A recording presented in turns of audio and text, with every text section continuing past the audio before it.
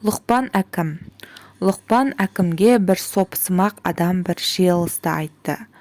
Сіздің ауруға ем етуіңіз күнә, Құдайдың жіберген қаза бәлесіне себеп табамын деген Құдайға қарсылық болып табылады деп білемін, деді. Лұқпан айтты. Олай болса, сол айтқан сөзіңіз жазылған кітапты келтіріңіз. Сенімді кітап болса, біз тоба етіп, дәрігерлікті қоялық, депті.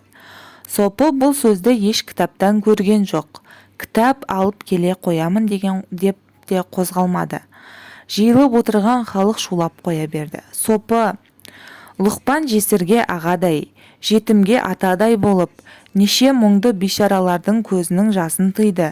Сен бұл істі күнә деп білсең, кітабыңды көрсет, болмаса қазыға алып барып жазаландырамыз, депті.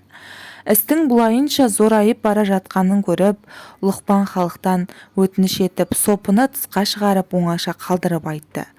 Алла разы болсын, молдам, білген шамаңызша бізді күнәдан тыю үшін ақыл айтқаныңызға, бірақ бізден де сізге бір ақыл айтылсын.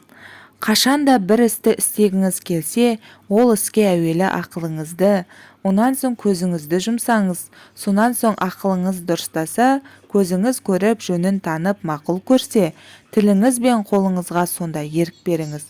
Екінші, сіздің айтқан сөзіңізден оқып жетіспегендік көрінеді.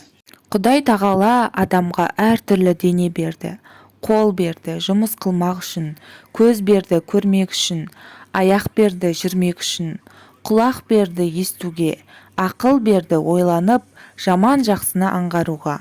Соларды тиісті орнына жұмсамасаң, Құдайдың бұйрығына қарсылық болып табылса керек. Оның үшін жүрмей, тұрмай, отырмай, көрмей, естпей Құдайға құлшылық етіп те болмайды. Сол іреушті жансыз нәрселердің де керексіз жаратылғаны жоқ. Бір шөпті у етіп жаратты, екінші шөпті оған бастықы етіп жаратты. Бұларды да танып біліп бұйрықты орнына жұмсамасаң, күнәлі боласың. Тиісті пайдалы орнына жұмсау обал болмаса керек, деді.